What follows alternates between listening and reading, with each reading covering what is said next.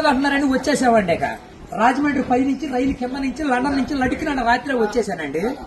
నేను వస్తా జరగారు మీ కోరికని గుమ్మడికాయంత బంగారాన్ని తీసుకొస్తుంటే కుక్క ముట్టుకోకుండా కుక్క తోక ముట్టుకుంది విజయవాడ బస్ స్టాండ్.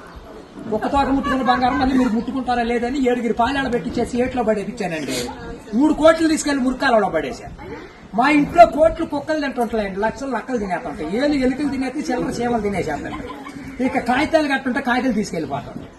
మాకు పొయ్యిలో ఎండి ఇంట్లో బంగారం ఉందండి, కాకపోతే ఇంట్లో వాళ్ళు ఎసట్లో బియ్యం లేక ఎండిపోతున్నారు.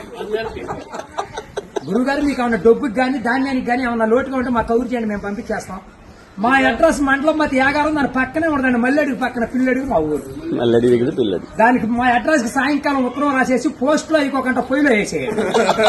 మీరు పరిగెత్తుకుంటూ వచ్చేసి పంటకాల ఒక 10ంటికి నుంచోండి, నేను 3ంటికి మురికాలలోకి అందించేస్తా డబ్బు. పగిలిపోయిన వాడి మీద వచ్చేస్తాను 10 కోట్లు మరి డబ్బు. అక్కడ బుట్టకొని తీసి తట్ట మీద ఆడబెట్టుకోండి. అబ్బో మేము చదువులో కాడ బాగా పాస్ అయ్యామండి. నేను చదువు సంకల వరకు చదివాలండి, గుడుంతాలు గుండెల దాకా వచ్చేసి పాఠాలు పాదాల వరకు వచ్చేస్తే ఇంగ్లీష్ ఈదులు అమ్మడ పరిగెట్టేసి చదువు ఎక్కువైపోయి అబ్బాయి గారి సంతకం పెడతాం మర్చిపోయి. సోనియా గాంధీ గారి దగ్గరికి వెళ్ళి ఉద్యోగం అడిగానండి. రాత్రి రాజీవ్ గాంధీ గారు రాసిచ్చారు ఈ ఊళ్ళో ఉద్యోగం ఎక్కడైతే సంతకాలు చేసే పని ఉండదు. ఈ ఊళ్ళో ఉద్యోగం రాసాక ఒక పని దొరికిందండి. ఈ మధ్యన ముసలి వాళ్ళంతా ఉండకూడదని పొద్దున్న మా డిపార్ట్మెంట్కి ఆర్డర్ వచ్చింది. ముసలి ఉన్న కాడి నుంచి అత్తగొడలు పోట్లాడుకుంటున్నారు. అత్తలు అడుగులో పడిపోతుంది, కోళ్ళు వచ్చి గొంతులో పడిపోతుంది, మంచం ఎక్కేస్తుంటే అన్ని అడుగు మీద కూర్చోండి. అందుకని ముసలి వాళ్ళందరూ తీసుకెళ్లి మెగాస్టార్ చిరంజీవి గారి దగ్గర చేర్పిస్తున్నాం. గురువు గారు దానికి దసరా పండుగ రోజున మా ఊళ్ళో ఏప్రాల్ పందాలు వేపిస్తున్నా నాపరాళ్ళ మీద. ఏప్రాల్ పోట్లాడుకుంటే నాపరాళ్ళు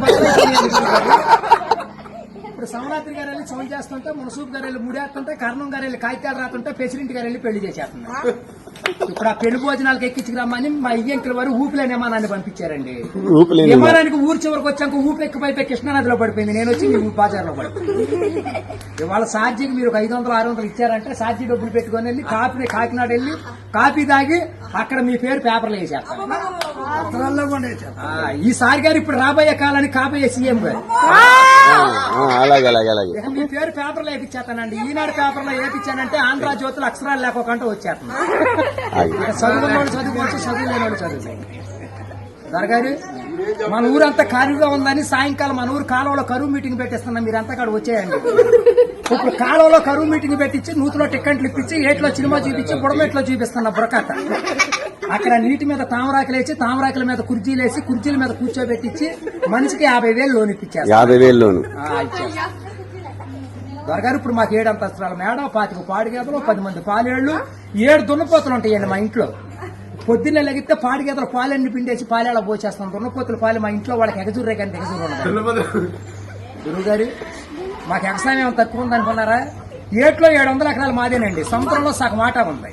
పల్లాలో 25 ఎకరాలు ఉంటే విజయవాడ కృష్ణానదిలో బ్యారేజ్ కట్టే పక్కన 55 ఎకరాలు నా పేరునే ఉందండి. నేను ఆటలు ఏమేమి పండిస్తున్నాను అనుకున్నారు?